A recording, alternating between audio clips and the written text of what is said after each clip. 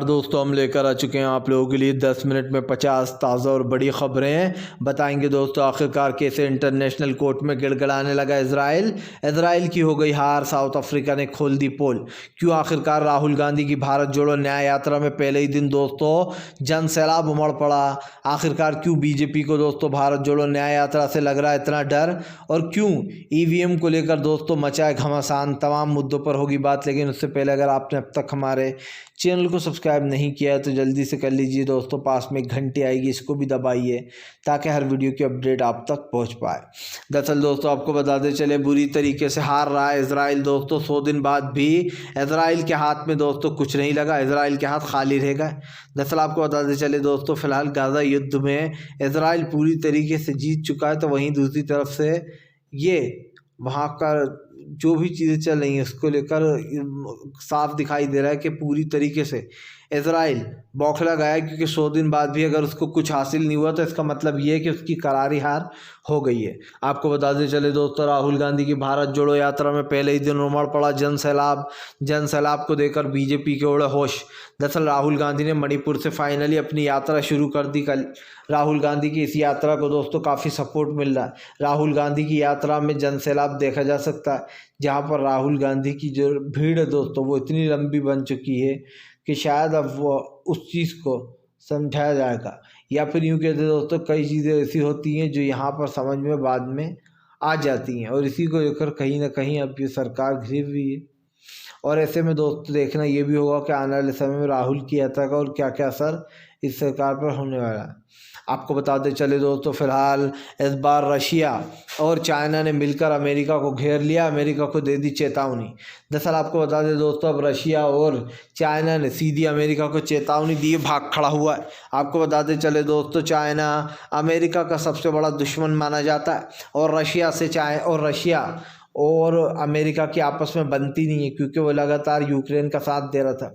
इसी को लेकर आपको बताते चले, अब तमाम देश अमेरिका के भी खिलाफ होते चले जा रहा है। इसलिए अमेरिका के खिलाफ चाइना ने मोर्चा खोल दिया और कहा कि जो अत्याचार किया जा रहा है उसको तुरंत रोका जाए मुस्लिम के ऊपर। ऐसी तमाम चीज़ों को लेकर दोस्तों अब बुरी तरीके से इजराइल और हमास की जंग में काफ़ी बड़े बदलाव हमें देखने को मिल रहे हैं। और ऐसे में दोस्तों अब ये भी देखना होगा क्या होता है, क्योंकि फ़िलहाल एक चीज़ तो साफ़ हो जाती है कि फ़िलहाल प्रधानमंत्री से लेकर तो तमाम चीज़ें जो वहाँ के प्रधानमंत्री इन सारे मुद्दों पर अड़ी हुई है सरकार। आपको बताते चले दोस्तों, फिलहाल ईवीएम को लेकर मचा घमासान। ईवीएम हटाओ देश बचाओ का मुहिम होती जा रही है तेज़। दरअसल आपको बताते चले, ईवीएम को लेकर नया मुद्दा छिड़ गया, जहाँ पर ईवीएम को हटाने की मांग चल रही है। कहा जा रहा है जब तक ईवीएम है तब तक चुनाव जीतना पॉसिबल विपक्ष के लिए तो नहीं हो सकता, क्योंकि जाहिर सी बात है दोस्तों, बीजेपी, ये आप समझिए ना, ये मैं कह रहा था ना ये कोई और कह रहा है, जब भी चुनाव करीब आते हैं तो खुद बीजेपी के नेता कहते हैं कि चुनाव तो हम ही जीतेंगे बाय हुक और बाय क्रुक, मतलब कि चाहे ऐसे चाहे वैसे हम चुनाव जीत ही लेंगे। ये नहीं, ये तक कहते हैं वो लोग कि फ़िलहाल ईवीएम तो हमारी है और हम चुनाव जीत रहे हैं, चाहे वोट किसी को भी डालो वोट हमें ही मिलने वाला है। इस तरीके की बातें बीजेपी के नेता खुलेआम कहते हैं, और उसके बाद भी लोग ये कहते हैं कि अरे भैया ईवीएम में तो कुछ गड़बड़ ही नहीं है, या फिर चुनाव आयोग को इतनी सफाई क्यों देना पड़ रही है कि ईवीएम तो बिल्कुल अच्छी है, सुरक्षित है, बड़ी उसमें वोट डलवाए जाते हैं। जबकि दोस्तों अगर आपको इतनी प्रॉब्लम नहीं है, आप एक पर्ची निकाल कर दे दो अगर आपको ईवीएम से चुनाव कराना ही है तो। लेकिन उसमें भी चुनाव आयोग यही कह रहा है कि इसका मामला भी फिर वीवीपैट की तरह हो जाएगा, इसकी भी हमें गिनतियां करना पड़ा करेंगी। भाई अगर वोट में समय लगता है तो लगा करे, कम से कम दोस्तों जो जनता वोट दे रही है, जो वोट पड़ रहा है, कहाँ जा रहा है, ये पता होना चाहिए। लेकिन आज जो ये सरकार है दोस्तों, वोटों में क्या धांधली करती है सबको पता है। कई जगह ईवीएम पकड़ी जाती हैं, कई जगह ईवीएम बरामद हो जाती हैं। आपको बताते चले दोस्तों, फिलहाल प्रधानमंत्री नरेंद्र मोदी को दोस्तों मुइज्जों ने दे दी खुली चेतावनी। कहा 15 मार्च तक भारत के सैनिकों को बुला लो वरना अच्छा नहीं। जाहिर सी बात है दोस्तों, अब जो यहाँ पर मालदीव है वो विवाद बढ़ गया है। जहाँ पर मौजू इसी शर्त पर बने थे कि वो भारत की सेना को बनते से ही, यानी कि वहाँ के राष्ट्रपति बनते से ही वो भारत की सेना को बाहर करेंगे। अब क्योंकि मालदीव के नए वो बन चुके हैं दोस्तों, वो राष्ट्रपति खास करके प्रधानमंत्री, तो उन्होंने खुली चेतावनी दी है।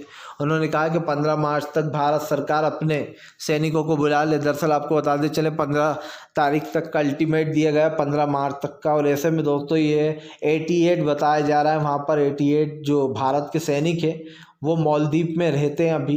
लेकिन अब ऐसे में वहाँ यहाँ की सेना को निकालने की मांग की गई है और कहा गया कि हमारे मालदीव को स्वतंत्र रहने देना चाहिए, भारत को अपने 88 सैनिक जो हैं वो अब वापस बुला लेना चाहिए। सीधी सी बात ये है दोस्तों कि फ़िलहाल मालदीव में अब काफ़ी कुछ बदल चुका है, जहाँ पर सरकार बदलने के बाद भारत और मालदीव के जो रिश्ते थे वो काफ़ी ज़्यादा बिगड़ चुके हैं। आपको बता दें चले दोस्तों, फ़िलहाल ऐसे या वैसे अब मुश्किलें तो हम बढ़ाएंगे ही, और अपनी भी और दूसरों की भी, क्योंकि जाहिर सी बात है दोस्तों कि फ़िलहाल तमाम चीज़ें जो हो रही हैं उसमें ना विपक्ष साथ में न कोई और। तो ऐसे में अब ये लड़ाई जो है दोस्तों अकेले ही लड़ना है। ऐसे में राहुल गांधी की जमकर तारीफ़ें हो रही हैं। अब ये भी देखना होगा कि आने वाले समय में राहुल गांधी को दोस्तों और क्या क्या फेस करना पड़ सकता है। आपको बता दें चले दोस्तों, फ़िलहाल हमास इजराइल की जंग के बीच में एक बार फिर से हिजबुल्लाह ने बरसाए रॉकेट। दोस्तों हिजबुल्लाह के हमले देखकर बौखला गया इजराइल। दरअसल आपको बता दें चले हिजबुल्लाह ने फिर से एक बार अटैक कर दिया। हिजबुल्लाह ने इजराइल को घेरते हुए दोस्तों हिजबुल्लाह को पूरी तरीके से हेडबैंड कर दिया। जाहिर सी बात है दोस्तों हिजबुल्लाह के पास जो यहाँ पर ये समय नहीं है, हिजबुल्लाह नहीं जानता कि क्या हो रहा है, क्योंकि दोस्तों अब हिजबुल्लाह जो है पूरी तरीके से फेल हो चुका है। और जाहिर सी बात है हिजबुल्लाह के आगे दोस्तों कोई टिक नहीं पा रहा है। हिजबुल्लाह ने नेतन्याहू को फेल कर दिया, और ऐसे में हिजबुल्लाह के ये अटैक वैसे भी इजराइल पर बहुत भारी पड़ रहे हैं। आपको बता दें चले दोस्तों, फ़िलहाल एक बार फिर से जो यहाँ पर राहुल गांधी अपनी वाइट टी शर्ट में दिखाई दिए। भारत जोड़ो यात्रा के दौरान राहुल को मिल रहा है जनता का जमकर प्यार। दरअसल आपको बता दें मणिपुर टू मुंबई तक राहुल की ये यात्रा है। ऐसे में राहुल गांधी की यात्रा शुरू होते से ही दोस्तों उनको काफ़ी प्यार मिलने लगा लोगों का। राहुल की यात्रा में भीड़ देखी जा सकती है, जो कि मणिपुर से लेकर तो दोस्तों अब तमाम जगहों पर बीजेपी को घेरने का काम करेगी। इस भीड़ का सबसे बड़ा उद्देश्य ये था कि राहुल गांधी के समर्थन में दोस्तों लोग उमड़ पड़े। राहुल गांधी की यात्रा बताया जा रहा है सबसे बड़ा रोड शो माना जा सकता है इसको, क्योंकि दोस्तों अब तक इतनी बड़ी यात्रा किसी ने निकाली नहीं थी। इससे पहले भी राहुल गांधी ने जब भारत जोड़ो यात्रा की थी तो उनको ज़बरदस्त फ़ायदा मिला था। जो कांग्रेस ख़त्म हो रही थी, लोग कहते कि धीरे धीरे ख़त्म है, उस कांग्रेस ने न सिर्फ सड़कों पर उतरना सीख लिया था, बल्कि राहुल गांधी की अब छवि पूरी बदल चुकी है। राहुल गांधी इतने ज़्यादा पॉपुलर नेता बन चुके हैं दोस्तों कि वो कहीं से भी चुनाव लड़ेंगे वो जीत जाएंगे। जाहिर सी बात है, इसीलिए राहुल की न्याय यात्रा भी निकाली गई है ताकि आने वाले समय में इसका बड़ा फ़ायदा हो। आपको बता दें चले दोस्तों, राम मंदिर की प्राण प्रतिष्ठा के दौरान चारों संतों ने खोल दिया गोदी मीडिया और बीजेपी के खिलाफ मोर्चा। कहा मीडिया झूठ फैला रही है, संतों में लड़ाई वड़ाई कुछ नहीं है और ये सब कुछ हमें बदनाम करने के लिए फैलाया जा रहा है। दरअसल आपको बता दें चले प्राण प्रतिष्ठा जो कार्यक्रम होने वाला उसमें चारों सबसे बड़े महंत ने जाने से इनकार कर दिया। कहा कि अधूरे मंदिर की हम पूजा अर्चना नहीं कर सकते। सबसे बड़ी बात ये दोस्तों कि यहाँ पर ये बताया जा रहा है कि मूर्तियों का अब तक स्थापना नहीं हुई है।